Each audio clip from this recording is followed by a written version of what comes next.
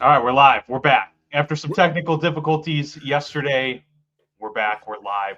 We're officially on the airwaves now. We're here. The last couple of weeks, I had been working with Skip Bayless. It was just like an internship thing.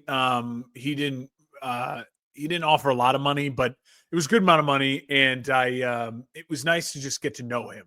And I really got Absolutely. I really got to have like a lot of one-on-one time with Skip, and he showed me a lot lot of things. Yeah. And Living room I is very nice, right? yeah. You Oh my God. understand? Yeah. Uh, I'll just say this: the great thing about that one-on-one time with Skip is that you just feel when you leave there, you feel so like clean. You feel so like you did nothing wrong ever in your life, and he really like So cleanses sweet. you physically and mentally. So who knows? The Football Lounge, brought to you by Skip Bayless, could be on the way. We don't know. It's funny that you went that direction because I haven't gotten far enough in the weeds yet of course, for those of you that couldn't pick up on Mark's sarcasm, he was not spending time with Skip Bayless, but there was an FS1 lawsuit that was filed by an employee, basically alleging a lot of sexual harassment and a lot of favors for jobs up the chain. The portions I had read about was all about Joy Taylor, Emmanuel Acho, and so what's the interesting, executive of Fox Sports. I forget his name, but to my knowledge, Dan, the and that's the funny thing is like the main heart of the lawsuit. The only reason there's a lawsuit is because it's against Skip Bayless. Like okay, this, so it's a hairdresser. hairdresser. Then I heard that she filed one against Fox Sports and then one civil lawsuit directly against Skip. Yeah, I think it was like a workplace thing against Fox Sports, and then that's why she included all the Joy Taylor stuff because it's showing like, hey, this is a workplace where clearly the leadership was letting things happen that shouldn't be happening. Her accusations of Joy Taylor and all that, again, all allegedly. And then the thing with Skip Bayless allegedly was a bunch of coming on to her. She was a hairdresser, and allegedly Skip Bayless offered her $1.5 million to sleep with her at one point in time. And it's really, to me, if you really want to get in the weeds in this and just love the drama, I don't necessarily endorse Jason Whitlock for a lot of things, but Jason Whitlock, the former FS1 employee who was fired because of the rise of Emmanuel Acho, he's been going off on his show. And so I've been watching clips of that, and I'll just say he's making it sound like no duh, like of course this was going to come out at some point in time. He didn't know exactly that Skip had offered 1.5 or whatever allegedly, but it's what a fun thing. Also, I think it's just really funny because if you're a avid listener of the Football Lounge, my two favorite sports things to consume are Pardon My Take, Big Cat, PFT, Hank, and then also Colin Cowherd. I consume them both daily, like I don't miss like an episode of Pardon My Take, and I try to watch as much and listen to as much Cowherd as possible. At the very end of the lawsuit, Colin Cowherd gets listed as basically just saying like nice and respectable. He's I think the funniest thing to come out of this entire lawsuit is that all of the memes and all of the posts about people finding pictures of Colin Cowherd from years and years ago with female employees where he respectfully has, the closed fist around the shoulder and keeping his distance and everything like that, trying to be as respectful as possible. It's hilarious. Like everyone's like, this guy, this is the look of a face of a man who could have been named in a lawsuit negatively, but he's too polite and respectful. Dude, think about the panic. Think about the panic you would get, and you and your lawyers would get when that lawsuit comes out. You're like, there's a 47-page sexual harassment lawsuit against FS1. He's probably reading through every page like, oh my God, oh my God, oh my God, oh my God. What are they going to say something about me?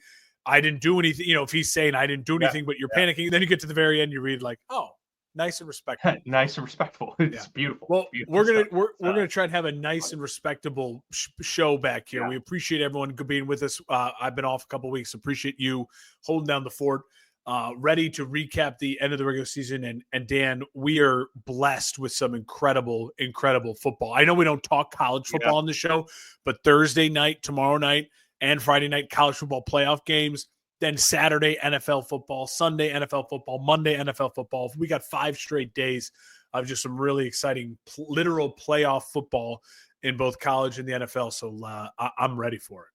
Yeah, no, it's a good time to be watching football and sitting back. Thankfully, I have, Prime and some of these other, but we'll get into that. Like, this is becoming a thing where consuming football is going to be very different, and it's hard. It already is. We heard, I don't know if you saw, or yeah, you did, because you were in the text chain. Meth streams, our beloved meth streams is going. I never used meth streams. No, never once. No. Just simply knew about it. I shamed other people for doing it. Yeah, that's terrible stuff. But yeah, no, we're gonna go through a quick kind of lightning round of the NFL teams that are not in the playoffs, because this will be the last that we talk about them unless there's a head coaching hire of some sort. We have had a couple firings since the NFL season ended. So we'll go through those teams, and then we're going to get ourselves into the wild card preview and look at all of these games coming up this weekend. So let's dive in.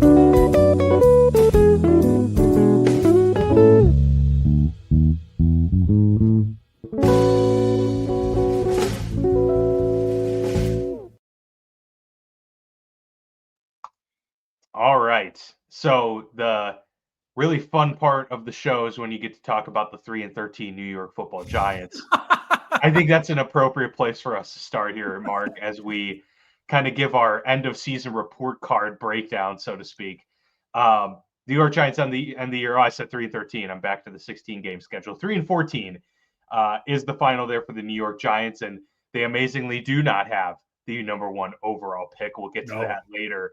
But a lot of teams very poor this year in the NFL, although it could have been a lot worse. At one point, there was like 4 2-win teams and like 5 3-win teams that looked like the top 10 was all going to be 3-win or less.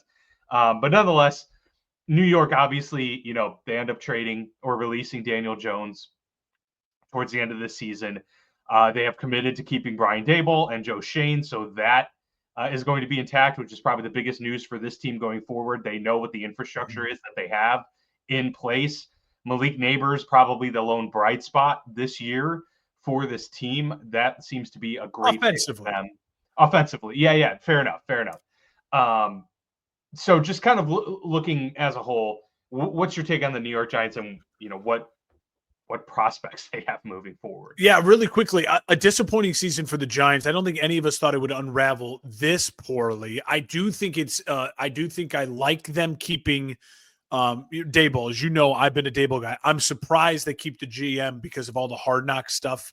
I will say the Giants to me are a really interesting team because they really feel like they're the team that like absolutely needs a quarterback, right? Like Cleveland has Deshaun Watson.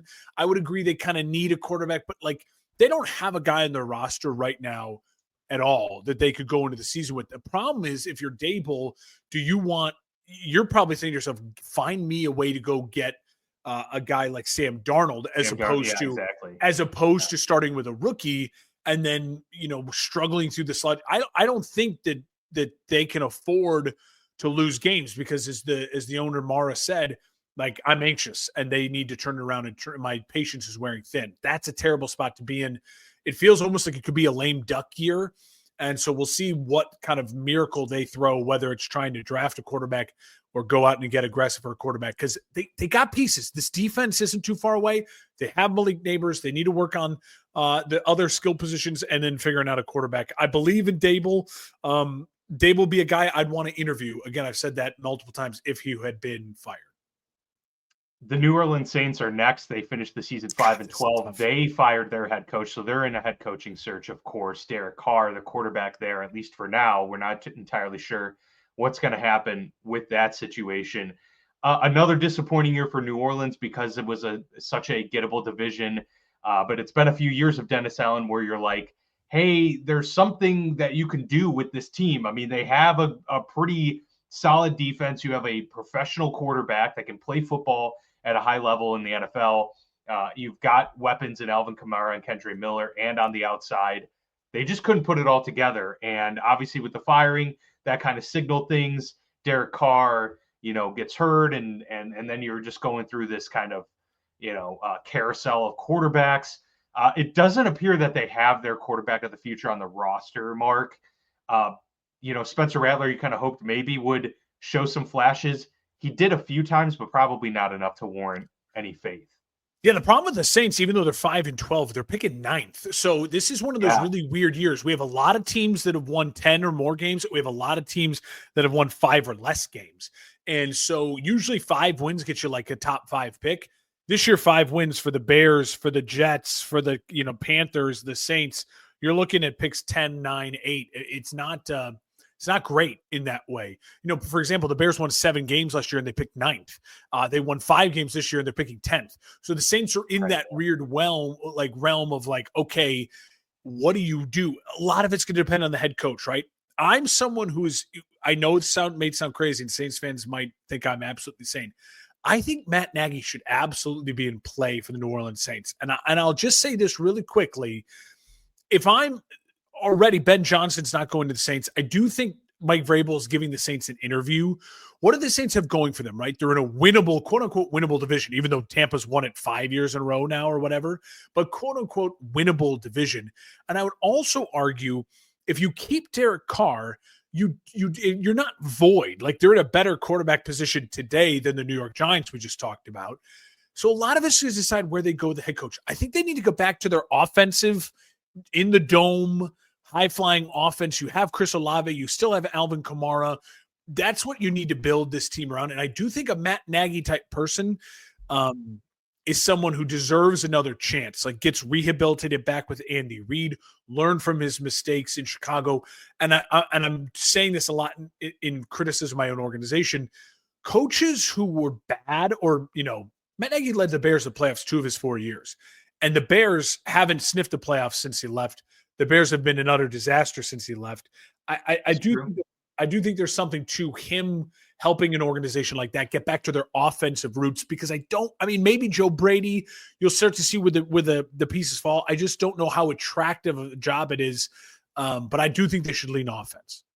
Well, with the contracts the way they are nowadays, assistant coaches are making more than ever as well. And so for someone like Ben Johnson, you are in a situation where you can choose your destination, because he's perfectly fine staying in Detroit. Have the perfect fit, staying in Detroit. He did it already. Smith, he's mentioned the same thing. He said, I'm happy in Pittsburgh. Like I won't leave unless it's a perfect fit, Yeah. So there are becoming more of these, you have to also be selling it. You're not just selling an opportunity to play head coach in this league. You have to actually sell your organization to guys. And that's why, something like New Orleans, they do have a leg up on some other organizations because they have a really good fan base. They have a history of winning. They have a Super Bowl championship in recently enough. Good stadium and like you mentioned, beatable division. I will say this, Dan, really quickly. The Bears lost 10 straight games during the season. New Orleans, remember, was 2-0, and they were the high-flying offense, and they went 3-12 down the rest of the stretch. So, wheels fell off. Injuries were a huge part of it. Again, I don't think New Orleans is too far away. The head coaching decision is going to be huge for them. Yeah, unfortunately for New Orleans, they are right now staring about a $65 million over the salary cap next year. So, obviously, there's going to be restructures, but restructuring $65 million, that takes a lot of work. So, yeah, they're going to have to figure some things out for sure. All right, let's move on to the next team, the Carolina Panthers. I feel like this season ended on such a good note for Carolina. Great note. Incredible note. The turnaround, I got to give Dave Canales a ton of credit. And I don't know how much it is Dave Canales. I think Bryce Young obviously deserves all the credit for his resurgence as well. I think the pairing is just proved to be a pretty good one. And I also think that Bryce Young has at least shown the ability to be a professional quarterback in the National Football League where, he had the demeanor going in, but now you're actually seeing him execute on the field in that way. And it turns out, I think that benching early in the year was a huge benefit. Just gave him the reset he needed. Then he could come in and not have to be the savior of a team that was already doomed. Right? Yeah. he just got to come in and play football. I think if you're Carolina, you got to be feeling great about where you're at now, because at least you can breathe. You have a high enough pick, and you can say, we've got our guy, and now we're moving forward, and we think maybe we've got our head coach too. No, absolutely. So here's what I would say if I'm Carolina. It's so weird to be so positive after a 5-12 season. Yeah. But because it was such a low bar and where they started, you absolutely are right. They got to be feeling good. You now know you're not in the quarterback market. That's a good feeling. You're going to give Bryce Young this full next year. Now, again, in a year from now, if you're 5-12 again and it's the same production from Bryce Young, that's when you have to really start saying to ourselves, are we going to pay him big money to keep him, right? Or can we maybe get him on a Baker level deal? Will he take way less and stay as our starter, and we can build a monster around him? Because you're seeing in the NFC South, that division right now has a lot of quarterbacks who are on team-friendly deals, or they're not paying them a lot of money, because even Derek Carr's now contract isn't that big of an issue. The problem is the Saints have overspent around him. But Tampa and Atlanta, they're not paying Michael Penix, but they have one more year of a lot of money due to Kirk Cousins. So if you're Carolina, you've got to try to jump on the fact that you're not paying Bryce Young anything, and hopefully he can produce again at this Tua-esque level. It seemed at the end of the season he was hitting that stride to be like, okay, we see what we projected to be with like his ceiling is Tua. If your ceiling is Tua, we've seen Tua make the playoffs if you can stay healthy. Now, does that mean you can win a Super Bowl? I don't know, probably not, especially when you look at all the talented quarterbacks in this NFL. But you'd much rather be feeling good about that until you have to pay Bryce Young, and that's still a couple years away. They've got to keep Adam Thielen because he's just so valuable as a veteran receiver, and it seems like him and Bryce have a good connection. And then just continue to put money into weapons and pass rushers. Like, just rush the passer in that division and then give him another weapon or two. Yeah, I mean, Chuba Hubbard really came into his own this year and got an extension because of it. They have Jonathan Brooks, who unfortunately suffered another torn ACL, but he's a very promising young player. Xavier Legette had some really good moments. Yeah. Jalen Coker, like, they have a lot of really young skill players that have been pretty good. Remember in the offseason, they spent like $100 million on their guards. Well, their offensive line held up this year, especially late in the season. I want the Bears to spend $100 million on guards this year. That's yeah, no kidding. It seems as though what they did was they put some building blocks in place and they handled a really tough start. Shout out to Dave Canales. Again, I don't know what the ceiling is. We're giving a lot of praise to a team that went 5-12, but overall the vibes and the arrow is definitely pointed in the upward direction. Where last year it was like a tire fire in the basement. Definitely a lot of that driven by the low expectations. I'll grant you that for sure. Chicago Bears coming up next. Your Chicago Bears finished the year 5-12. Yeah, I know we had talked a lot about the Bears going into the season after they obviously made the picks that they did, getting Caleb Williams and Rome Odunze in the first round. My question to you is, I think you had alluded to this, like this is still somewhat close to an ideal scenario, right? Because you had mentioned if the season ended poorly and you lost a bunch of games, got a high pick, but you found out you had your guy. Ultimately, that's what mattered the most, right? Yeah, I guess the worst part of it is that the firing of Eberflus, the whole handling of everything was kind of fumbled. And, Caleb obviously went through some real low lows throughout the year. So that's not ideal. But yeah, I mean, you'll take this as a Bears fan, right? You know that you've got your guy for sure. Well, listen, I love Caleb. And I think I think as time and we move away from the season, more and more the stats are coming out. You look at, he had a better statistical year than CJ Stroud. If you look at where he actually ranks and how he played, especially fourth quarter stats, I mean, he was phenomenal. Did he put up the numbers? No, but he wasn't too far off of Jayden Daniels or Bo Nix. And you look at what he dealt with, the firing of his head coach, the firing of his offensive coordinator before his head coach got fired, 3 offensive coordinators in his rookie year. And he had only 6 interceptions. Emaciated O-line. Yeah. And the most sacks, second most sacks in NFL history in a season. And the dude played all 17 games. First Bears quarterback to start all 17 games since 2009. So, yes, the diva with the painted nails. Yeah, I didn't know this. But, yeah, I mean, listen, that was the one thing that killed me on Justin Fields. We talked about it how many years. It's like the dude can't stay healthy. He'd break the finger or tweak the ankle or whatever. Caleb is a lot like Patrick Mahomes, just the way he has that body fluidity. So yes, am I pumped about Caleb? I absolutely am. Am I obviously, like I always feel like with my team, it's a nightmare from the top down. And now going through this coaching search, it's already again showing all the warts of a really dysfunctional franchise. I hope and pray they're able to find someone who can help get the most out of Caleb Williams. And in this division, with 3 top 10 coaches, you got to find someone who you think can dethrone at least one, if not 2 of those guys, right? You can't go in and hire the person and say, well, this guy's probably going to be the fourth best head coach in division. I think Bears fans would agree with me. And when we say we're sick and tired of going into a game knowing we're out coached already, because we're just not a good enough organization with the structure around everything else to be out coached constantly. And we've been out coached for a lot of the last 15 years. I would add on this. We'll talk a lot about the coaching search. I want to get ahead of it now because by the time we record next week, who knows what'll happen. I put this out on my own social stuff. I did it on the TV show this morning, but I want to make it put it out on here. I think there are 4 names that if you told me tomorrow the Bears hired any of the 4, I would be legitimately excited.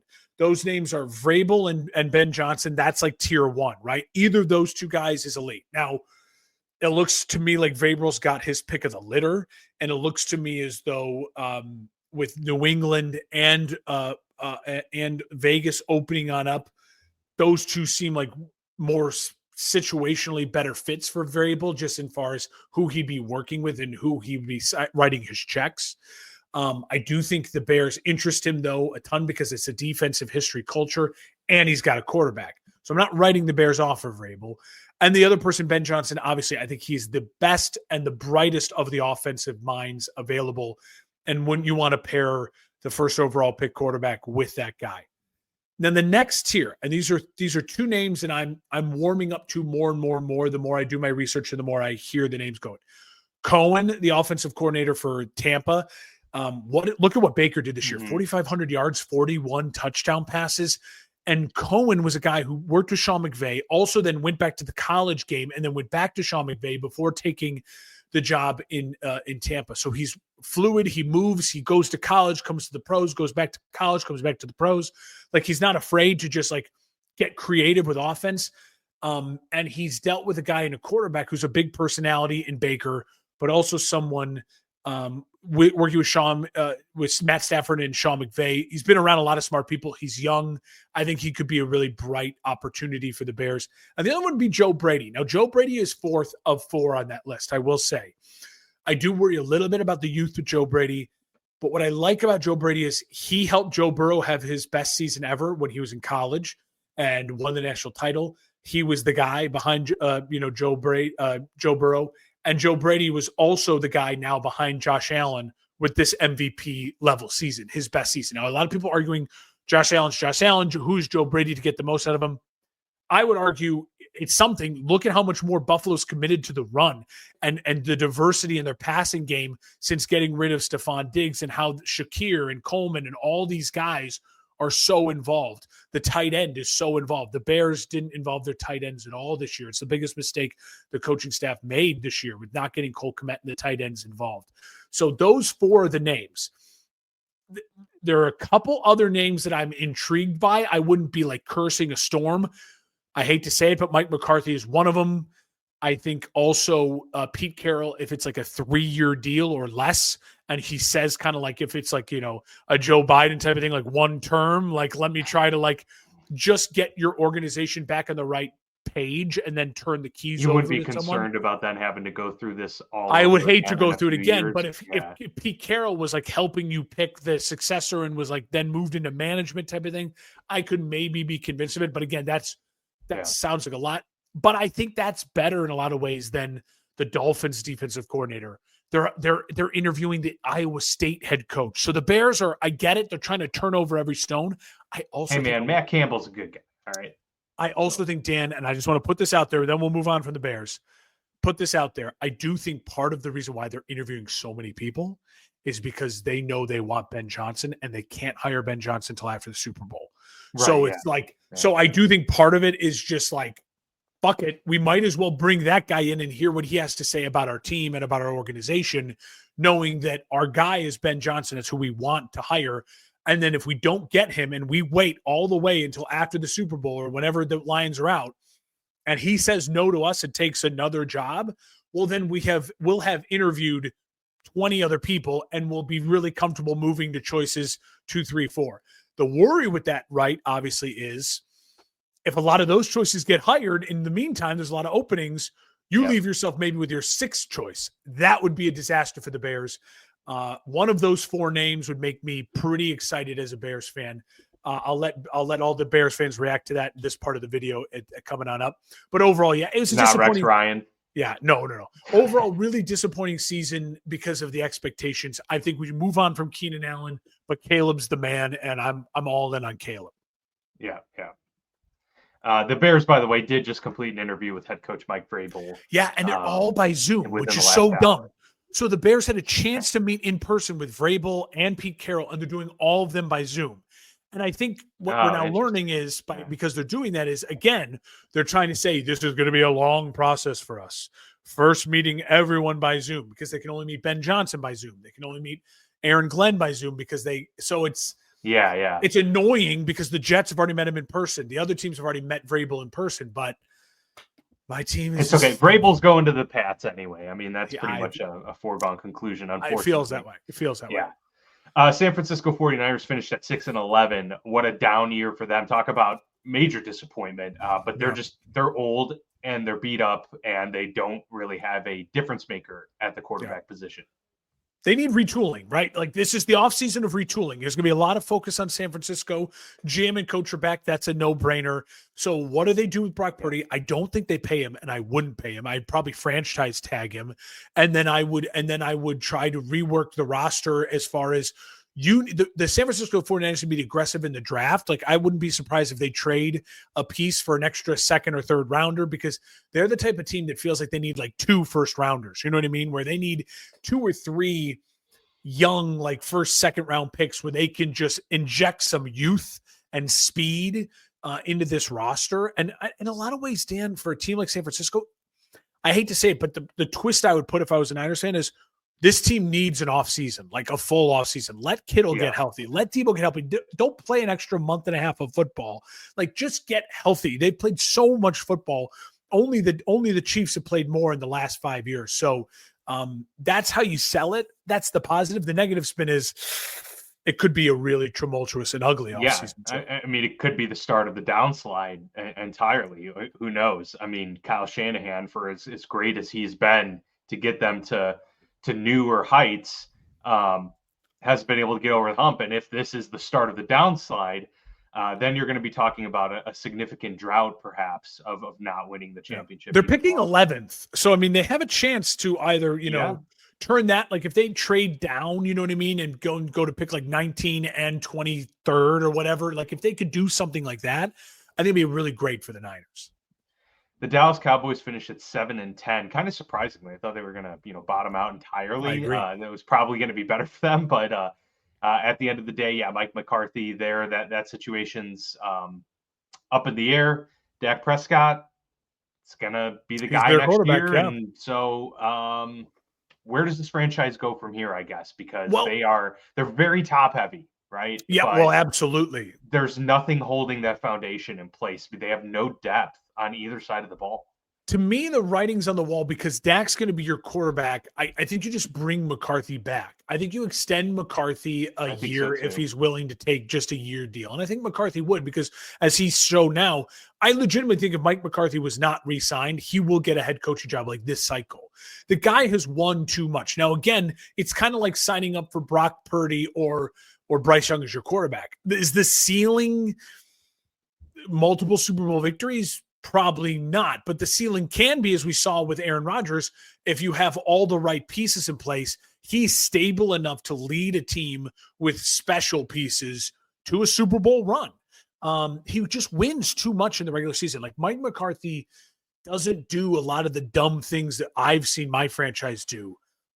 He makes some mistakes, but overall it's way less, and he runs a tighter ship. I will say overall, Dallas, again, like San Francisco, just feels like they also need to just add 2 or 3 young, exciting pieces to this top-heavy roster.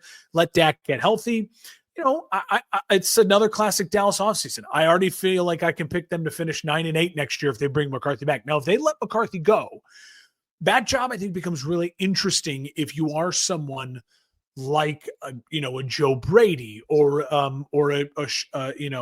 Cohen in Tampa, Kellen Moore, the offensive coordinator in Philadelphia, because it feels like you're not going to hit a floor, right? That feels like the type of job, if you step in, you should win at least 7-8 games. So that kind of guarantees you success, quote unquote, in your first year, which, as we see now, teams now more than ever, because the owners are billionaires, will fire a coach after 1 year. So we'll see what Dallas does the next week, and we'll have a better idea to talk about their offseason coming up. The Arizona Cardinals finished the season 8-9. At one point, were in control of the NFC West. I don't know. I mean, I think the jury's still out overall on Jonathan Gannon, but I think he's one of those guys that is just kind of like under the radar because he's not, eye-popping, but he's also not one of the worst in the league. And so I think Jonathan Gannon's earned a little bit of runway here. Oh, yeah. I think Kyler Murray's an extremely talented quarterback. I just don't think that he has enough of the qualities to overcome, a subpar or even an average roster and situation. I think he needs a lot around him, and he could flourish. He would be ideal for like the Cowboys of like 3 years ago. He would have been a guy or in San Francisco, he would be incredible in San Francisco. But he is the Cardinals. Mm-hmm. And I'm not seeing it from Kyler. He's not Lamar.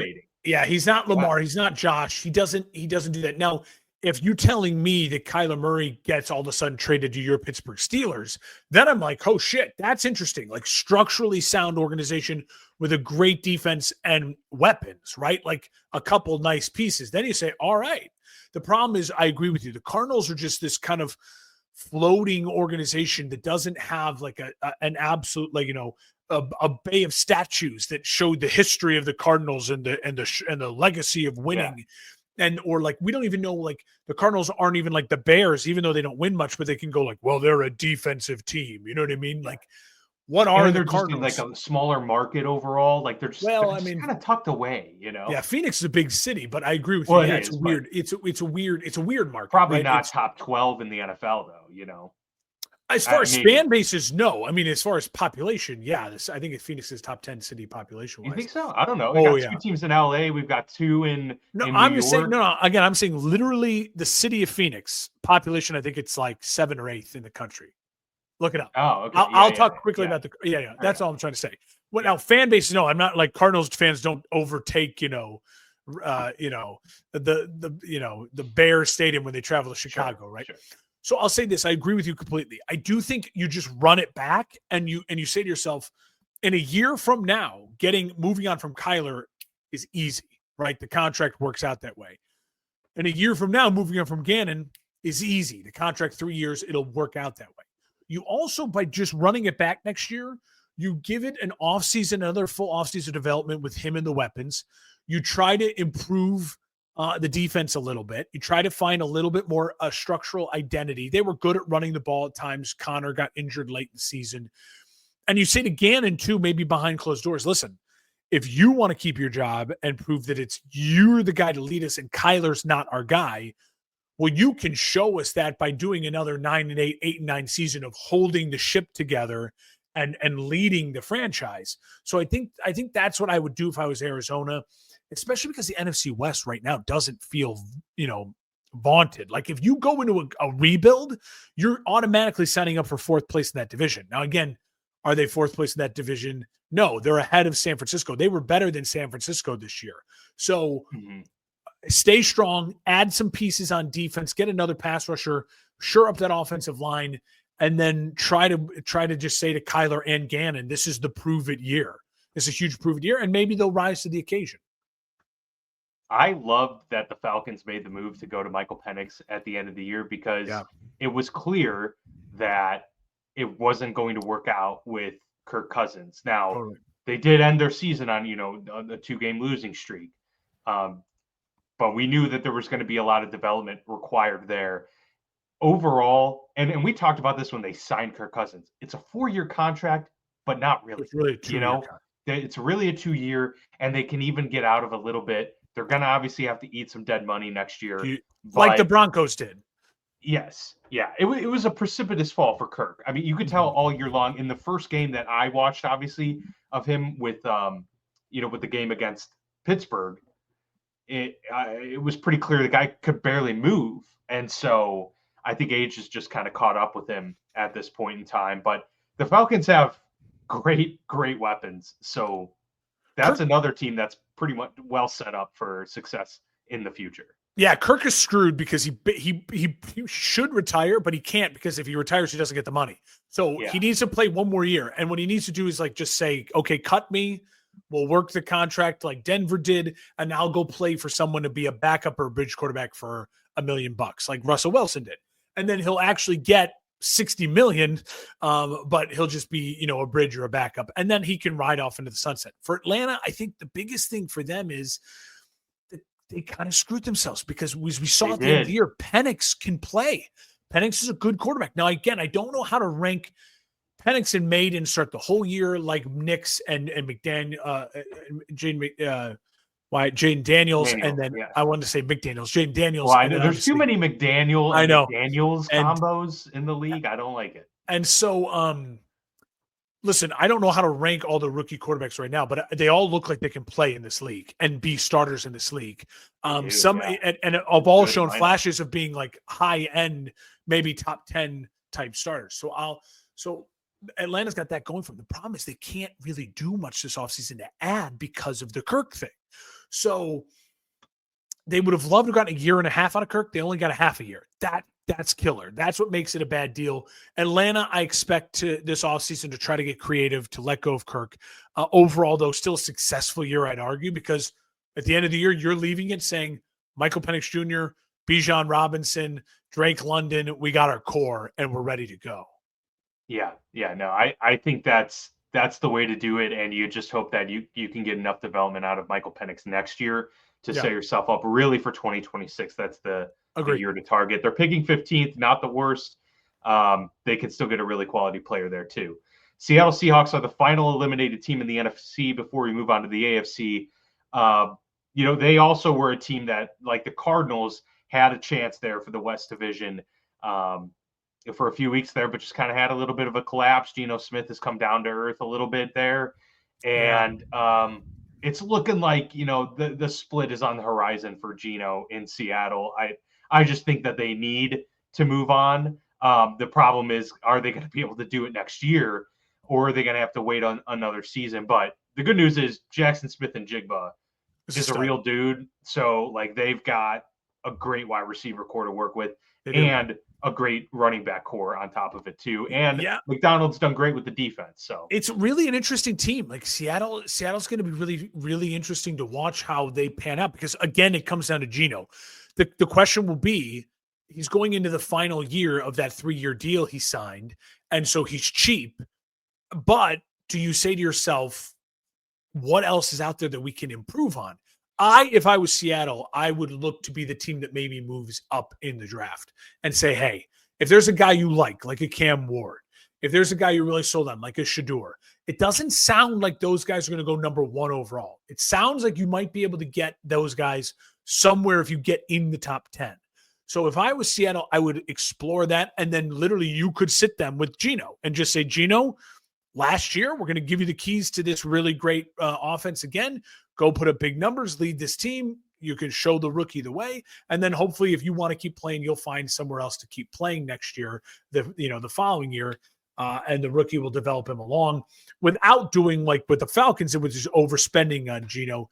The only other thing I could argue is that sneaky Seattle would be the team. Like if you're an Aaron Rodgers and you get away, you know what I mean? Or if you are Sam Darnold and for some reason the Vikings just say, we're going to let you explore, like that's a sneaky good place because the wide receivers are there, the culture's there, the defense is up and coming, and a good running game. So in it seems like now a winnable division, which is crazy to say because it seemed like a year ago we were talking about that being maybe the best division in football.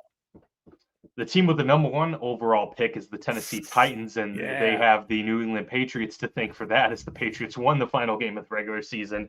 Tennessee lost theirs, locking up the 1 seed. They'll be in an interesting spot too, because it doesn't seem like Will Levis is gonna be the guy that they're gonna turn to in the future. And so I think they might take a quarterback there, number 1, but I also think it's gonna be something that Tennessee might be willing to shop and acquire more. Absolutely. They should shop it. They don't have a GM, though. That's the problem right now. They have a coach. They don't have a GM. Yeah, they did just fire their GM. So, yeah, it's kind of an interesting situation for Tennessee to be in. When we look at Tennessee as a whole, never at one point, never during if you would have said me like 6-7 weeks ago, like, oh, is Tennessee going to end up with the first pick? I would have been like, no, they're not the first pick bad. So kind of the way the end of the year shook out for them, they don't have a quarterback on the roster. Listen, 8, 9, 10 weeks ago, I was a little bit more like give Will Levis the time. Who cares about what's his name? Your former Steelers quarterback. Why are we giving him any time? Why are we giving just play Will Levis? But then it became apparent that clearly the coach and the quarterback weren't meshing. Will Levis find a job? I feel like maybe like a Drew Lock, you could just be a guy in this league. Absolutely. You have the arm talent for that. And who knows, maybe he finds a resurgence somewhere. But Tennessee is going to be interesting. Aaron Rodgers, again, if you are Sam Darnold, those are the names I would absolutely consider if you are Tennessee, and then trading that pick. I don't think there's a quarterback right now that I would want to take number 1, but they hold the keys to the draft, so it's a good place to be in. Yeah. Cleveland Browns 3-14. They pick number 2 overall. Yeah. I mean, all things considered, it's a pretty good situation for Cleveland, despite it's a third tire fire. There's no question about it. But they have the number 2 overall pick. I think this is the most important situation that Cleveland's been in since the signing of Deshaun. They have an opportunity to choose their path. And I have a feeling, Mark, that they're totally cool with just cutting the ties at this point in time. Now, they've got Deshaun next year. I know that. But I don't think that's going to prevent them from exploring taking a quarterback at number 2. No, they love a guy, They absolutely have to. They have to look into it. They're the team. Thing. And they have Kevin Stefanski. They have a head coach. It's weird when a head coach and that we like so much is just in this bad situation. But I think even the owner is smart enough to know it's not the coach that put us in this position. This is a failure on the organization with Deshaun Watson and everything around it. Now, their roster fell apart too. Chubb didn't come back the way we thought he would. Defensively, it looks like it's just Myles Garrett. If I was Cleveland, I would trade Myles Garrett. I would move other pieces. I would go all in on acquiring draft picks and just starting fresh with Stefanski and a new young quarterback. You feel like you have the coach. If you feel like you can get the quarterback and move some pieces to just you have a wide receiver that you like, who came on with Jerry Jeudy for you late in the year, especially. You have a coach you like. Go get a quarterback that you want to build around, and then go get a bunch of other draft picks and pieces. I hate to move on from Myles Garrett because he's putting together a Hall of Fame career. So maybe they don't. Maybe they can convince him that, hey, this could be a quicker turnaround than you think. But if he wants to request a trade, I think, again, there are teams out there that would give up a first-round pick for Myles Garrett, especially this draft.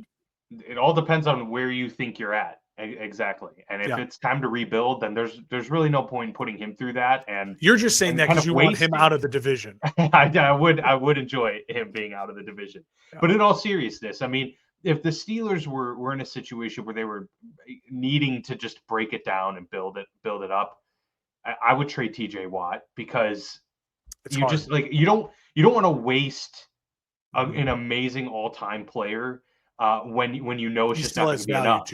It's just not going to be enough. Yeah. The Vegas Raiders are in another situation where they need a quarterback badly. They need a coach. They need a coach now. It's a team that needs a lot of draft picks. Let's be frank. I mean, it's a bad roster. It might be one of the worst in the NFL. I don't know what to say about Vegas. We're gonna have to wait. Like I just don't know. Weird Like team to evaluate. they need so much. They have Brock Bowers, and that's such an awesome thing for them because he was a stud this year. When he's breaking Mike Ditka records, when you got to go back to when Mike Ditka played in only a 14-game season, he held that record for so long. Mike Ditka's badass. So yeah, I don't know. They're a disaster, and they are again in a really bad spot because you have 3 maybe Hall of Fame coaches in your division, and 2 incredible quarterbacks, and 1 quarterback that seemingly is simpatico with his Hall of Fame level coach. That's a bad spot to be in if they're the Raiders. Yeah, no, the Raiders are going to have to lean into being the Raiders more than ever and being that, dark horse, the black sheep of the division, and just rally around their identity. But they haven't had an identity really for several years. Oh. New England Patriots are 4-13. They do seem to have found their quarterback. Go ahead, fire Gerard Mayo. That thing was kind of bungled, I think, overall. But I still completely endorse the decision. They're going to get Mike Vrabel. I'm very confident in that. And if that's the case, then it was the right move by Robert Kraft. Whether or not he didn't do right by Gerard Mayo, that's beside the point. It's about doing what's right moving forward, and what's right moving forward is getting a guy like Mike Vrabel when he's available, because he's not going to be available.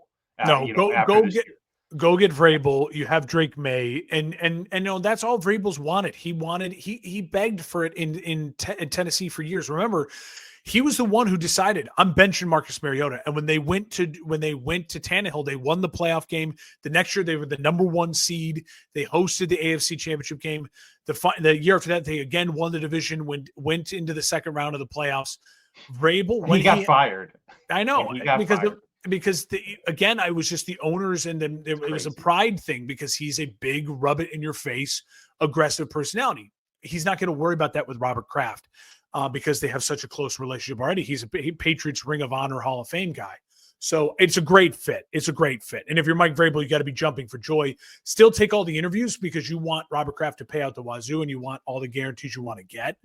And I do think you owe it to yourself to see his price. Yeah, you do owe it to yourself to see what's out there. So I think the Patriots are going to be one of those teams, like right now, book it. If you can get the over wins on them now before they sign Vrabel, do it, because I think the Patriots are a team that could go from a 4-win team to a 9-win team next year based on Vrabel alone. They have a ton of cap space. You add a couple weapons for Drake May, that team's going to be already like better than the Jets and probably better than the Dolphins next year in that division. I would feel it. Jacksonville finished with 4 wins too. They just fired Doug Peterson. They have the 5th overall pick. Are they a team that's a candidate to quickly go from 4 wins to 9? I can't remember the guy's name, but the GM, he was the guy who was in San Francisco. Baalke. Which I didn't realize that Brady Quinn went off on this guy. I don't know if you heard his rant. I didn't. But he went off on Trent Baalke, and he said nothing will change in Jacksonville. No, he's while Trent Baalke's there. I didn't realize Baalke was a part of the 2 oustings of the 2 most recent coaches that got fired after 1 season, Chip Kelly and Tom Sula, in San Francisco. And he was also the guy that ran out Jim Harbaugh. Because he's a cocky SOB. So here's the thing with the Jacksonville situation. It's really interesting, right? Because it appears as though it's a little bit like Chris Ballard and the Colts, and they're funny. They're both in the same division. Ballard, again, is another guy who's getting a long leash. Yeah. When it's like, what have you accomplished? You have not won the division in the 7 years you've been the GM. Yes, Andrew Luck retired. That was 7 years ago, and you've done nothing since. Like, you've tried to patchwork, and then you are the one who saddled Shane Steichen, a brilliant young offensive coach, with Anthony Richardson and said, make it work. Like, it's a real nightmare in the AFC South for those 2 organizations. Now, I will say, for Jacksonville, the problem is that they have Trevor Lawrence on this big deal, and they have a GM who a lot of coaches don't want to work with. Now, some young offensive coordinator will take that job, a Joe Cohen, a Joe Brady, someone who's like, I'll just say, screw it, whatever, give me Trevor Lawrence in that division, and I think I can win football games. Brian Thomas Jr. stud. I mean, what a great rookie season for him. And I mean, it's important to note too that they didn't have Trevor for 7 games this year. Like, yeah, I know they were bad, and I know Trevor wasn't but they performing put him on well. ice. They just were like, it's done. Put him on ice. Yeah, I mean, it's just like there was a lot of like obstacles and adversity this year for Jacksonville. I do feel like they kind of laid it all at the feet of Peterson. I don't know if Peterson was the guy that was going to be what they needed throughout Trevor's contract, but I also feel like he was kind of a scapegoat. Poorly constructed roster. It's going to be really interesting to see who they end up hiring. The problem was, right now, if I was the premier head coach or candidate of Vrabel or Johnson, right? Ben Johnson has only accepted interviews from Jacksonville and New England and Chicago. That's it. So he's not even talking to New Orleans. He's not even talking to the Raiders, to my knowledge, or the Jets.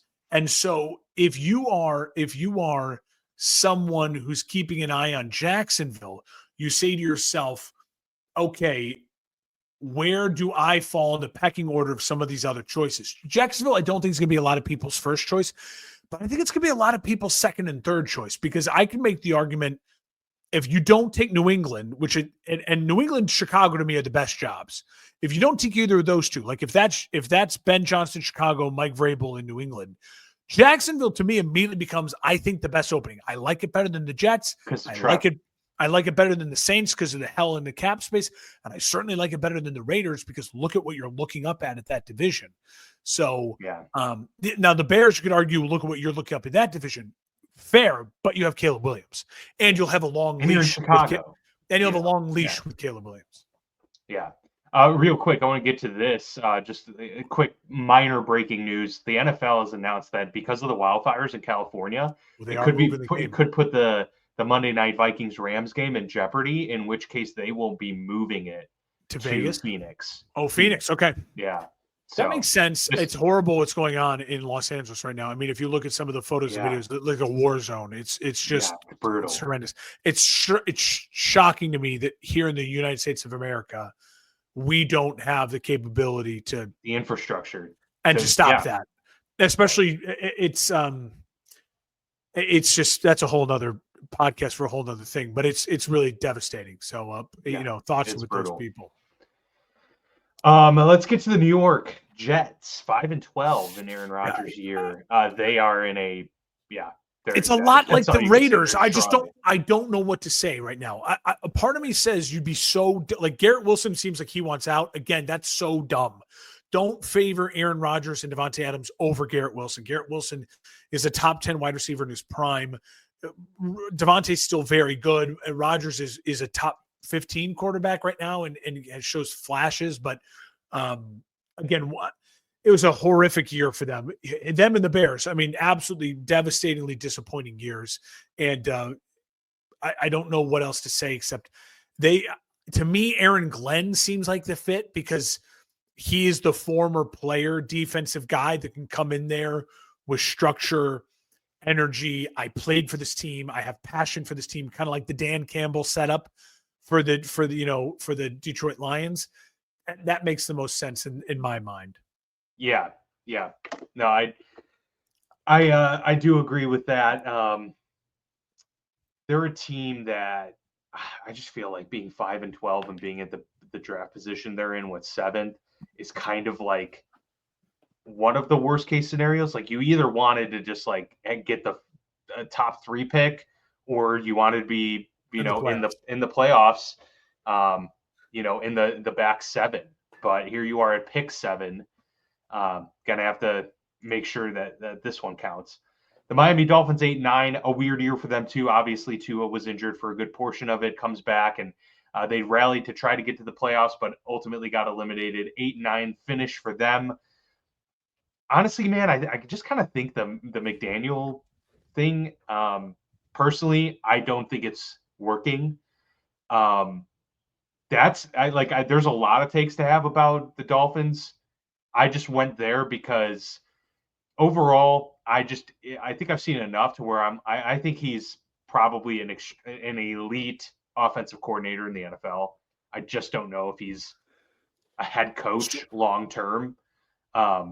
And I do think that that's kind of played a little bit into their collapses at times, and they're not ready to play on the road most times. Like they really don't elevate in those circumstances. And outside of a random game against Buffalo here or there, they really just kind of like win against bad teams and put up a lot of points. Yeah, well, listen, Mike McDaniel didn't sign Tua. Mike McDaniel, when Tua plays, that is true. When Tua plays is well above 500. And so that's his biggest crutch. And if I'm Mike McDaniel, I'm going to the organization saying, you fucked me this offseason by getting rid of backup quarterbacks. And we had nothing when Tua went down. You signed Tua. It's your job now to go get me a legitimate backup quarterback or let me draft a kid in the second round. Like that's what they need to do. And if you're Tua, you just have to accept it and say, listen, we need to have a kid here that I can start developing. And if you're healthy for the next 3 years, then we'll end up trading him, right? He'll be a great asset. You could trade him or whatever.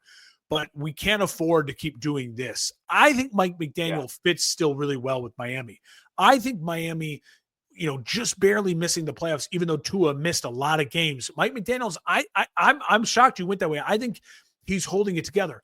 I think he's apathetic. I don't see like he's not I just see kind of like, oh, he's like the cool guy, but he's like, hey, it's all good, bro, like whatever. And I get that kind of fits the Miami vibe. I get that, but the problem, I mean, when you're talking about like leading NFL, team, that's why I just like they're not a physical group, but that usually comes from the, Miami didn't win in cold weather before Mike McDaniel. Like they're not going to win in cold weather. If they hire Dan Campbell, they are not going to win in cold weather. Like it's like the Bears. Miami doesn't get thrown in a lot with the Jets Lions thing, but because they have the undefeated 72 Dolphins. But they're a lot more like the Chicago Bears than you should give them credit for. Look at their history. Again, like one Super Bowl win, a historic team that everyone talks about. They did have Dan Marino and like quarterback play, so that also like helps them. But overall, massive 25 years, massive underachievers who have a brand. The Bears brand is defense and really dysfunctional organization. Miami's brand is dysfunctional organization, and we can't win in December and January when it's cold, no matter who's our quarterback and who's coaching for us. Yeah. So I would argue if you're going to fire him, you need to go find your new absolute culture setter. Like they need to go then get Mike McDaniel's boss, like a Kyle Shanahan, someone who like, it doesn't matter, or like a Harbaugh, or like a Mike Tomlin, where it's like, I don't care what your history's been. I'm stronger than your history and your aura. Mm-hmm. So I'm not writing off Mike McDaniel. Again, I think they're in a similar situation to Arizona, right? You just kind of missed the playoffs, same record, same kind of quarterback we don't really believe in, same kind of coach got some questions about. If I was Miami's ownership group and leadership, I'd say to them both, listen, you're both in a prove-it year. We can move off of Tua way easier in a year from now. We can move up Mike McDaniel really easy in a year from now. Either earn those through playing through the rest of your contracts or an extension, or prove to us why one of you should be here and the other one shouldn't be here. I think Mike McDaniel is a guy who deserves maybe a quarterback who can play 17 games a season, but that's just me. We did talk about the Colts. They finish 8-9. Anything else to add? I would just say it sounds like they're committed to Anthony Richardson. I think that makes the most sense unless Sam Darnold becomes available. Honestly, or like Geno Smith. Like I think, and I know that sounds terrible because it's just like another like plug and play guy for the Colts. So maybe let's just stick with Sam Darnold. If they can go get the best quarterback available, like a Sam Darnold, that makes sense. Then you move off from Richardson. You could probably trade him somewhere and get a second rounder or a third rounder for him. Like you could get some value for him. I still think of him as a project that people would like to get their hands on. Otherwise, I think realistically, the Colts know they have a head coach they really like. They have pieces they really like. They're in a division that's really winnable, but they have an owner who is one of the bottom 7 or 8 owners in the league because he's just unreliable, off the hinges, druggy, guitars, weirdo. And you have a quarterback who's an absolute project that still just needs a lot of glue and a lot of construction paper. So they're going to be an interesting offseason to see if they get aggressive or not. I think they should be aggressive But does that mean aggressive in getting a new quarterback? I don't know. Yeah, that's they have a lot of questions. I don't fault them for going to get Anthony Richardson. Like they had to take shots, but it's just you also have to be willing to also move he's on different from what they had done, right? They had done stoic statue old white quarterbacks, so they tried something very different. I think the problem is they just went, Anthony Richardson isn't good enough. Let's just be honest. It doesn't look like he's good enough to be a consistent NFL starting quarterback. The Bengals, man, as much, they're in the AFC North, obviously rival. I was rooting for them to make the playoffs. I said it here on the show. Fun to watch. I thought they deserved it. Like I thought Joe and how good that offense is deserved to get in. It just didn't shake out that way, of course. Broncos taking care of business. But I mean, I think if you're the Bengals, like you had a historically bad defense for 90% of the season. They already fired their DC.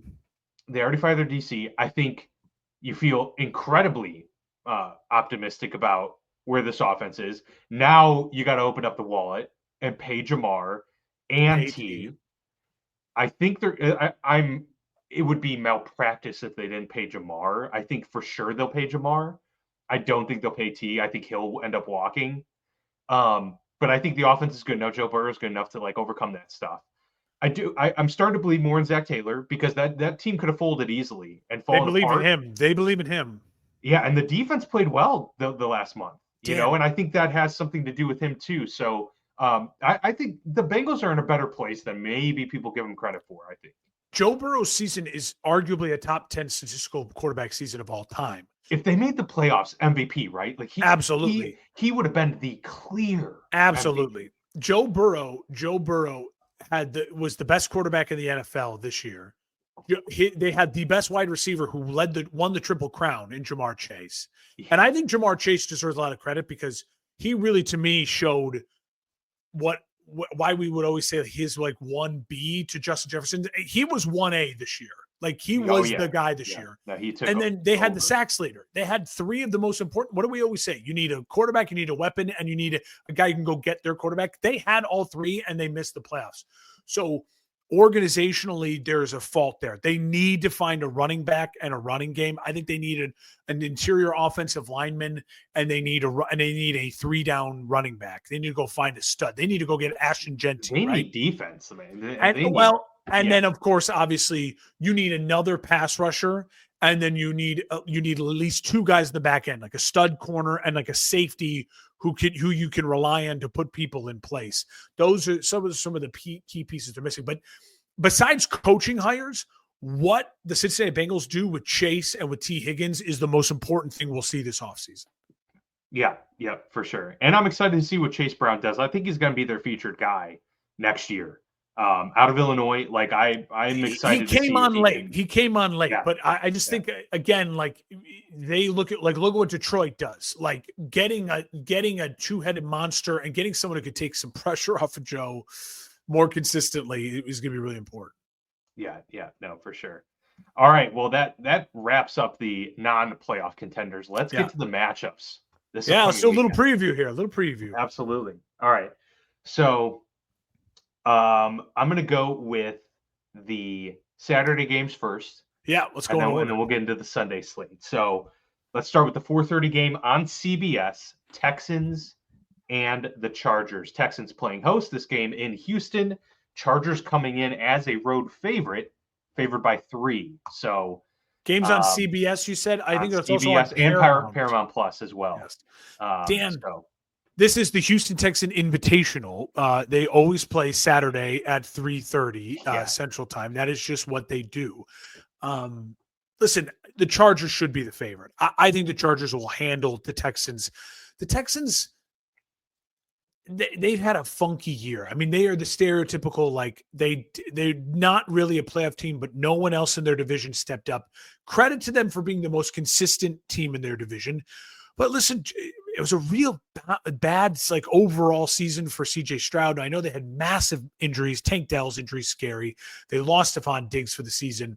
I don't think they have the firepower to compete with with the Chargers. Look at what the Chargers did with Quentin Johnson in Week 18. Ladd McConkey's been maybe the second best rookie wide receiver in the NFL, third best, I would say, behind the two out of LSU. And then Justin Herbert playing really, really well. I would be, if I was a Chargers fan, I would be really, really devastated to lose this game. I think they should be the favorites. I think they are the favorites. If Houston wins at home, will I be shocked? No, but I'll be surprised. I would be surprised too. The Chargers have a better team. They I think, have a better coaching staff overall, better defense, and better quarterback. So I mean, when you can knock a few of those boxes, you check a few of those boxes off. That bodes pretty well. Plus, it's not like a typical road environment. Chargers are used to playing in enclosed stadium. So I think there's a lot that works there. It should have been the Pittsburgh Steelers, but it's not. So did you see the Chargers signed Ezekiel Elliott this week? I did see that. Yes. So I think again, you're going to see this Chargers team come out there and just say, they're going to pound the rock. We refuse to go down without running the ball 40 times. And I think this is an under game. I think CJ Stroud against that defense is going to be really tough to move the ball without two of his best weapons. You have Nico Collins, yes. You do have Joe Mixon, yes. But I mean, I think they had those guys the last 3 weeks and they struggled offensively to score points. And so I think you're going to see a real low scoring physical football game. Teams trying to not to make the mistake. And I just think in the end, the Chargers on 3rd and 7, I trust them to convert a big 3rd and 7 with Ladd McConkey more so than I do the Houston Texans right now. So I'm going to go with the Chargers. Really great seeding matchup for the Chargers. A team 5 weeks ago, they were like, are they going to make the playoffs? They end up with the 5th seed because of the 4 losses in a row from Pittsburgh to end the season. Like, it just fell into their lap, and they also took it though. Like, I mean, they dominated the Raiders in the final game of the season. Like, they went out and earned those 11 wins. And I'm excited for this game to see if the Chargers can put up a fight with the elite of the AFC. To me, it's like the 3 tiers. They're like in the 1 tier by themselves. And then it's like the lower tier of the AFC and then the elite tier. So which tier are they going to live in? Yeah, I take the Chargers to win this game as well on the road. The only other team limping more into the playoffs is the Pittsburgh Steelers. Losers of 4 straight going into this one. Now they go on the road. This is the night game there on Saturday, the Prime Video exclusive. So if you don't have a Prime account, you're going to have to go out and get that free trial or get your Prime do something there to get it going. Pittsburgh travels to Baltimore to take on the Ravens. Ravens favored by 9.5. That's still kind of crazy to me, given the history of this matchup. Insane. So that's insane. I mean, if you want to lay money on this game, Pittsburgh plus 9.5. Pittsburgh plus 9 is the absolute play. Absolute play. It's 100%. Chris Boswell alone versus Justin Tucker. Like that's the matchup you got to feel good about as a Steelers fan. No kidding. That's what that should be on the cover of the matchup. Dan, let me ask you, convince me why I would pick the Steelers to win this game. Sell me on it, because my gut, I'll tell you right now, my gut says the Steelers are limping. It's going to be physical, and I'm going to trust that Lamar is going to make the play. And I know that's maybe seems crazy because Lamar's playoff history is so-so. Now, he had won playoff games last year, made it to an AFC title game. I don't think it was necessarily his fault. The game plan fell apart the way it did at home against the Chiefs last year. So sell me. We're talking next week. The Steelers have moved on. They've beaten the Ravens. How did they do it? How'd they do it? Yeah. Well, that's a tough position for me to be in because I'm not picking them to win this game. I'm picking them to cover, but I'm not picking them to win this game. I will be rooting like hell for them to win this game, and I do think they can. And so what goes right if Pittsburgh comes out with a victory? Well, it's actually really simple to me. It's Pittsburgh won the turnover battle. They got Lamar to throw an uncharacteristic pick. He's only thrown 4 picks this year, dude, he's accounted for 40 touchdowns. He probably should win the MVP. He probably Josh should. Allen, but he probably should win the MVP. So I think they win the turnover battle, and that's how this happens.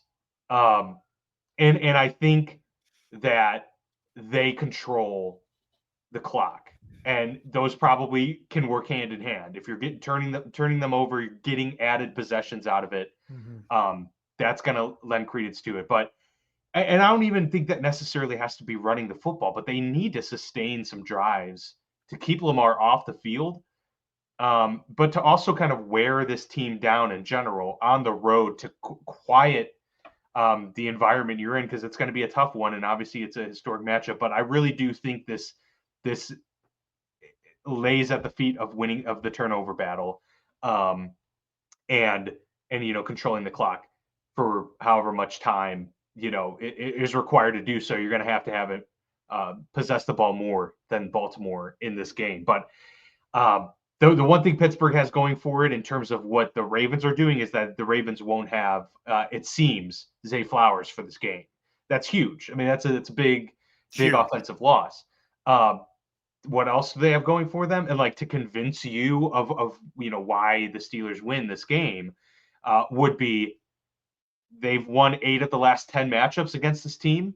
Lamar is 2-4 against Pittsburgh all time. Pittsburgh is 3-1 in the playoffs against the Ravens. So there's a lot of history there that does bode well. And I think in one of those things that you can't, have a tangible read on is the fact that now, and I feel like this is the lone bright spot I can take out of this horrible end of the season, is now you go into the playoffs like you are no longer the team with the pressure. That you've lost 4 in a row. Going into it, you had the pressure of you had to win the division. Like, come on, guys, it's right there for the taking. You can compete for the 1 seed. But then that slowly went away. And while that was demoralizing, it also alleviated all of the pressure. You can stroll into this game against Baltimore knowing Lamar's got the guy that hasn't won the big game. This is a team that is at home. They are 9.5-point favorites. Everyone's going to pick them to win this game. And Tomlin is hyping them up. Yeah, it's a classic. It's a Mike classic Tomlin game underdog. where the Steelers could rise to the occasion and win a game. I still would feel very upset overall at how the season ended. But if they win this game and then go lose to Buffalo next week, I can't necessarily say I'm totally disappointed, because if you told me before the season that it ended with a playoff victory against Baltimore, you'd probably take that. Dan, but just real quickly, I think the Ravens win because it's pretty simple. They just are a better football team. They're a better football team, and Russ is not processing plays. They're not running the football very well. No. They are being overly prideful. It's a Mike Tomlin staple. They will not move off Najee Harris. Jaylen Warren is the better running back. He just so is. Wild. So for those reasons, unless something changes, I think Baltimore will win this game. I keep telling people, if there's one football game you can watch this weekend, it's Ravens and Steelers. This is the best game of the weekend. I truly believe it's an exciting matchup. Yeah, it is the most.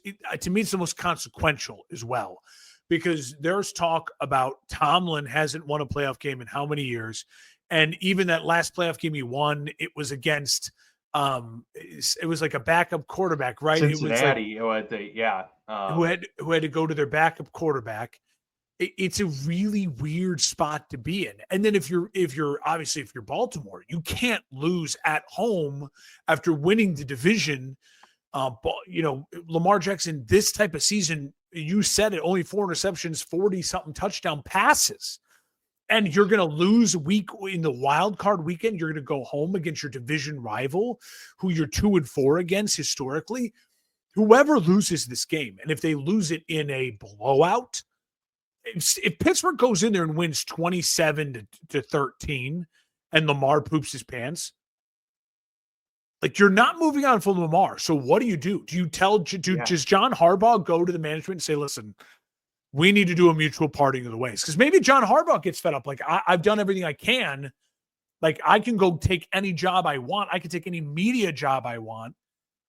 I need to reset after a year like this, because you're not getting rid of Lamar. And if the flip side happens, if you are Pittsburgh and you go in there and you get blasted 30-13 and it's not close, maybe Mike Tomlin says, listen, I can't do this anymore. Maybe the Steelers look at Mike and say, Mike, we just need to mutual part ways. Yeah. And if either of those things happen, those guys would immediately become the number one desired coach ahead of Vrabel, ahead of Ben Johnson. Yeah, absolutely. And I do think there's a possibility, small, of it happening, because I think it's actually, because I predict the game's going to be close. I think it's going to be 23-20, real bloodbath of a game. I might just bet the Steelers money line, because I think. Well, yeah, you might as well at that point, right? Because it's to me the more fun thing to root for. It's just like they're going to get good odds in your favor. It's a 9-point. Yeah. And I think FanDuel's doing like live odds boosts and stuff like that. I definitely think Pittsburgh to cover is the play, and I can't wait to watch this game. Like if my wife said, Mark, you can only watch one game this weekend, I'd be like, oh, Saturday night, I want Steelers Ravens. It's the one that I'm so fascinated to see how it turns out. The other games, obviously, I think there could be upsets. I think it's less likely. This is the one I think it's more likely it's a legitimate upset, because, as you said, Lamar's playoff record is tough, and his literal record against Steelers is tough. And in the AFC North, if you're a road underdog, you win games. Yeah, exactly. Yeah. No, it's there are things going in Pittsburgh's favor for this one, and like we've mentioned, Mike Tomlin is as good as anybody at motivating and getting them to play above their level for big moments and big games. It just hasn't happened in 7 years in terms of the playoffs.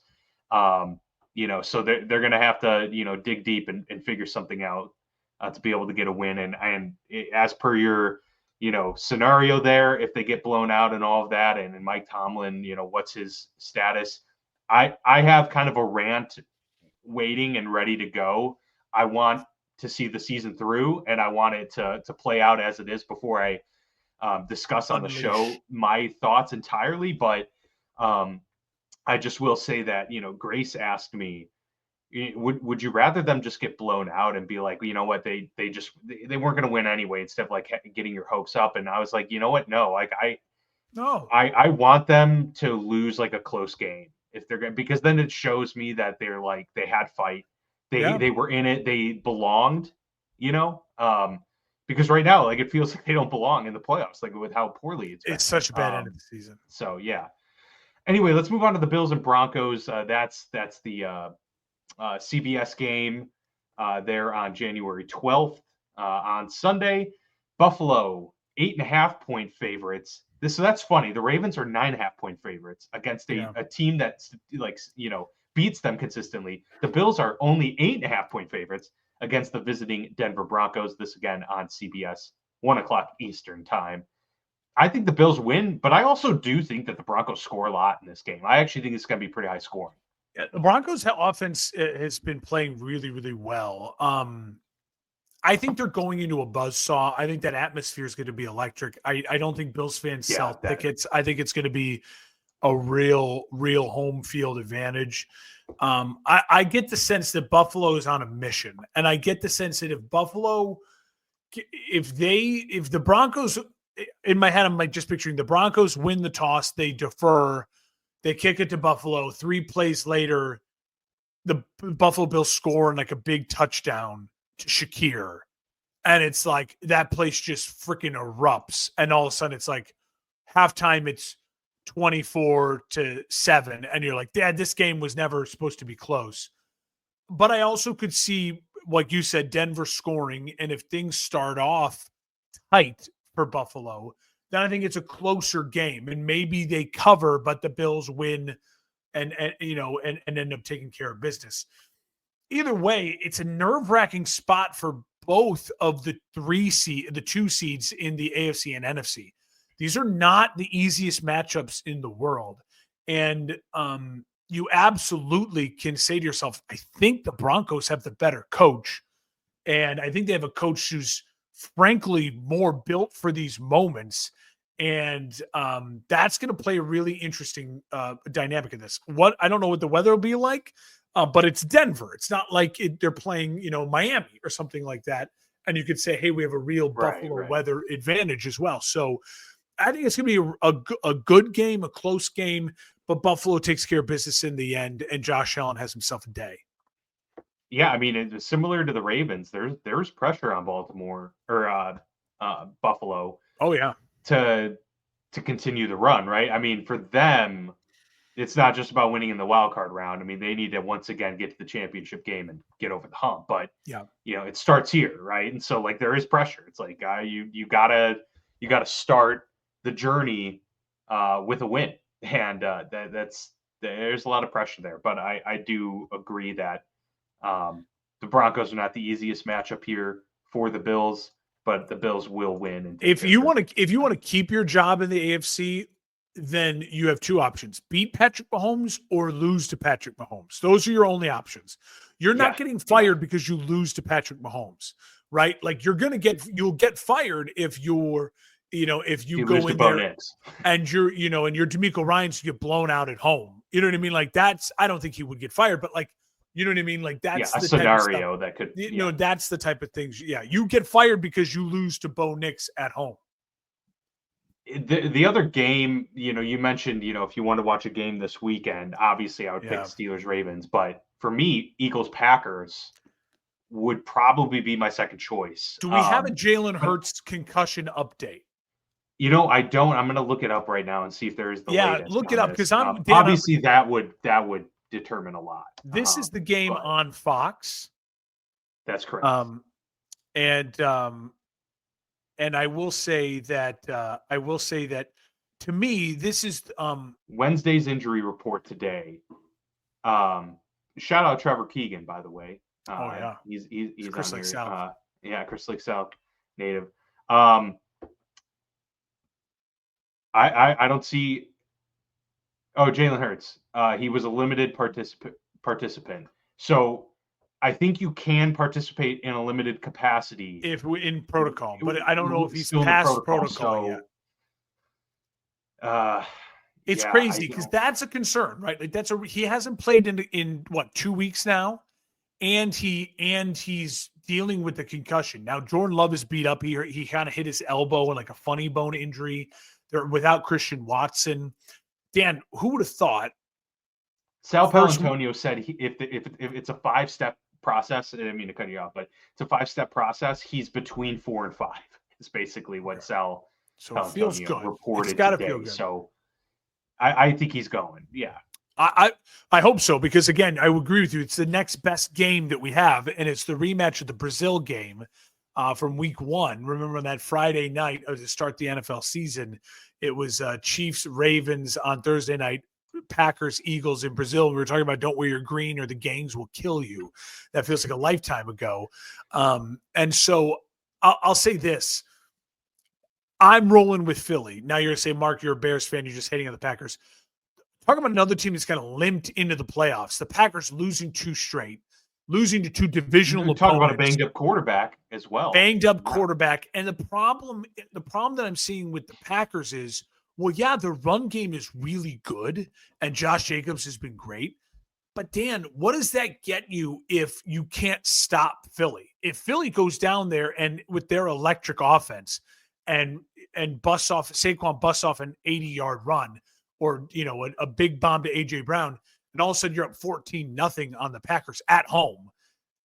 Oh, great, run it with Josh Jacobs. Well, when you put Jordan Love in the situations where it's like all on Jordan Love, he makes mistakes, and I saw it with my own eyes when the Packers were at home against the Bears. We didn't recap that win for the Bears, but the Bears couldn't put pressure on anyone all season, and yet they were going into fuck it mode and putting pressure on Aaron Rodgers.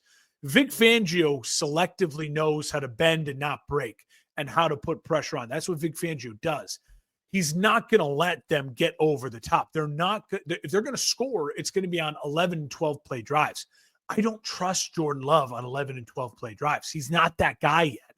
He might not ever be that guy. He's a lot more like Brett Favre, where it's like boom, pow, explosive, pew, pew, pew, and beating you over the top. And then, Josh Jacobs comes and hammers the rock as well. I think it's going to be a close game. I think it's going to be a back and forth game. I think it's going to be a fun game. If Jalen Hurts is healthy and playing, though, I think the Eagles are just way too talented to lose at home against a Packers team that's limping in. That's it. I mean, the Eagles are the most talented team, top to bottom, in this entire playoff field. And so I think, I mean, we'll get to my thoughts in future shows as we kind of get through this. Obviously, the Eagles will have to win for that to come to fruition, but I think they're about to go on a tear. Like, as long as Jalen Hurts is healthy and running this team, they have all of the pieces to absolutely go back to the Super Bowl with who they have to work with. It's just they're just so far and above more talented than this entire NFC slate, and and there's something to be said for that when it comes to the early matchups, let alone getting to the championship games. Bucks and Commanders for Sunday night. Commanders Tampa Bay or Commanders at Bucks, excuse me, on NBC, right? Tampa Bay, yes, NBC Peacock. Tampa Bay favored by 3.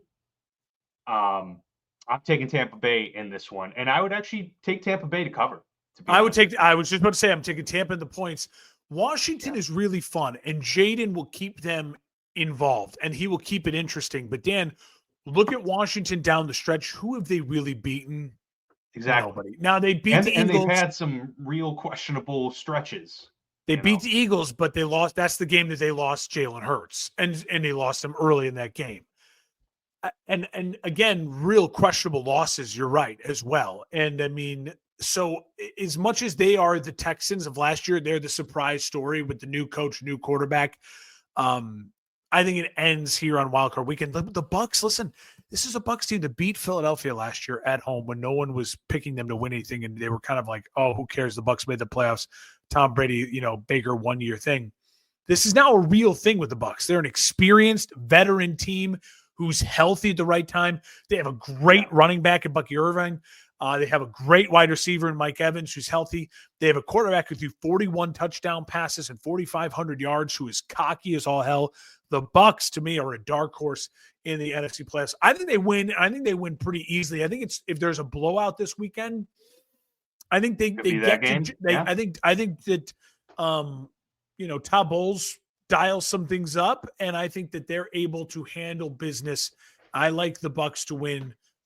Something along the lines of like 27-17, but maybe it's not that close, like a late touchdown for Washington, and they handle business at home.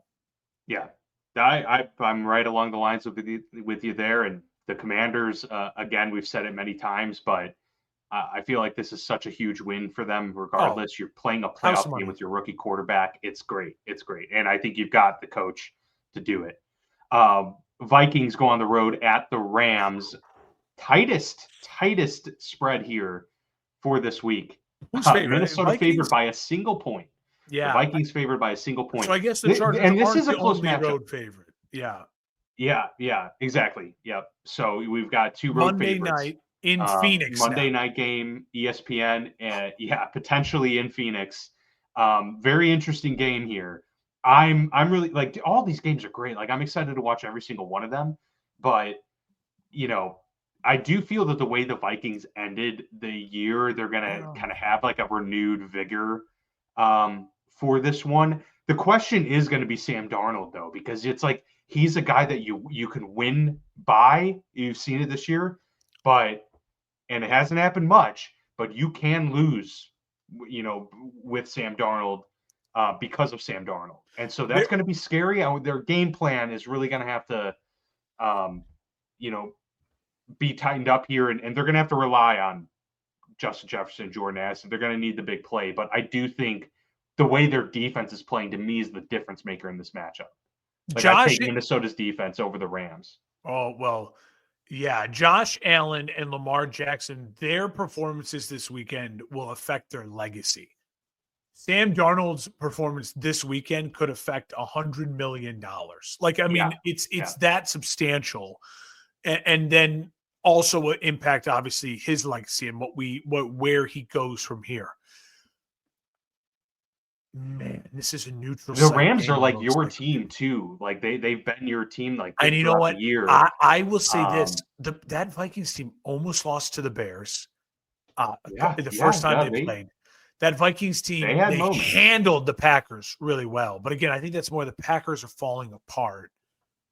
They got shellacked by Detroit in Detroit.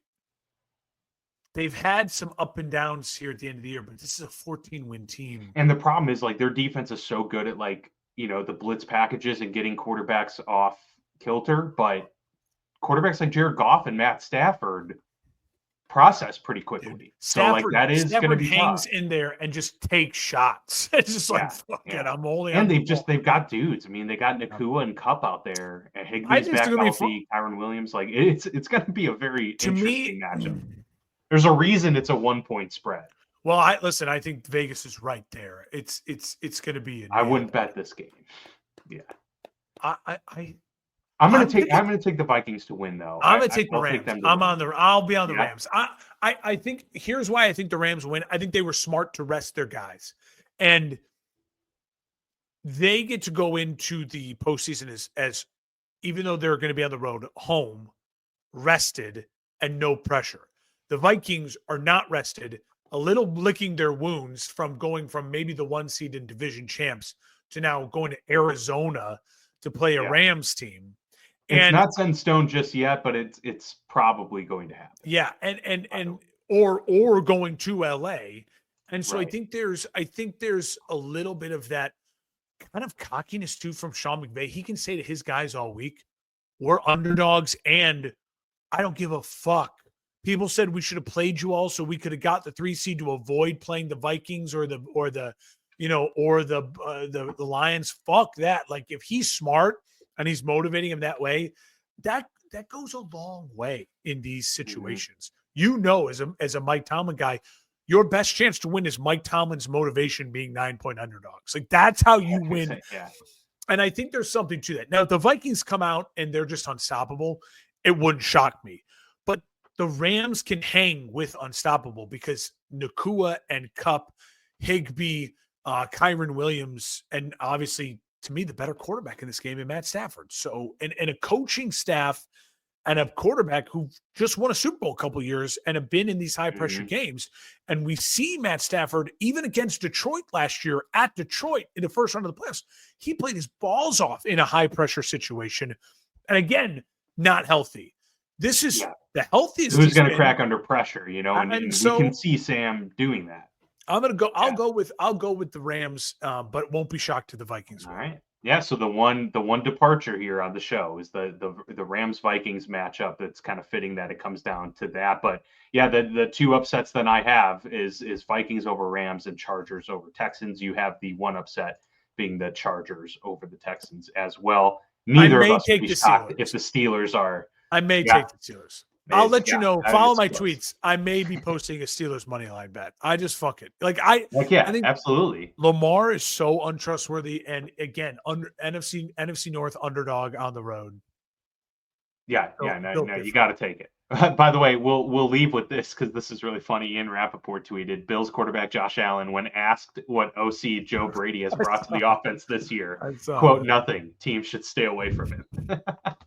I like that. I like that for 2 reasons. Because Josh is obviously doing a solid for his guy, but he's also being honest in the sense of like, no, fuck, I don't want to lose this guy. He's genuinely he's being mildly serious when he says that.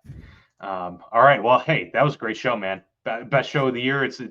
We're gonna keep having great shows the rest of the way because these are always fun. The nice thing is, next week we get to react to the playoffs and then also preview. Like we then know immediately what happens next. So that show will be really fun. And only thing again, if there's breaking big coaching news, we'll get that stuff out of the way. But otherwise, we'll be all in on the games from here on out. Absolutely. Yeah, we appreciate you all following along throughout the entire season, and we hope you stick with us throughout the playoffs. Again, if you like what you hear and see, please consider liking and subscribing. And if you're watching on YouTube, click that bell. It will give you a notification anytime we go live here, and you can, engage with us live during these shows. We do them every week here on the Football Lounge, even in the off season, but we're looking forward to a great playoff run here. We are part of the For Frequency Sake podcast network. Plenty of other great shows to listen to there as well. So go check us out over at forfantasysakeqc.com. We'll see you back here next week with a lot to talk with you about regarding the wildcard round and looking ahead to the divisionals.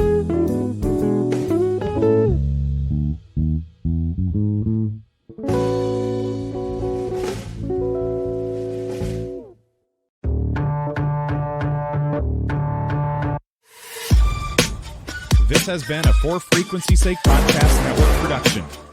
For more great content, subscribe to For Frequency's Sake on YouTube, Facebook, and Twitter.